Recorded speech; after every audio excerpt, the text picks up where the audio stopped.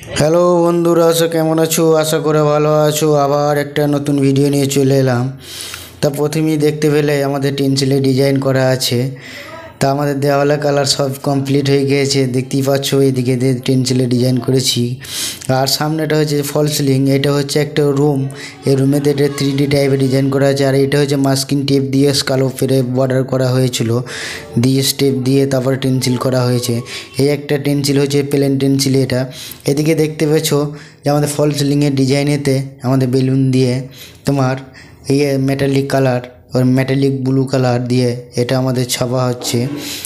আর এইদিকে হচ্ছে তোমার দুদিকে দেখতেই পাচ্ছ, ওখানে হচ্ছে মেটালিক নয়কো, ওইখানে হচ্ছে ওয়াটার বেশি এমনি কালারই, ওটা ম্যাট ফিনিশিং।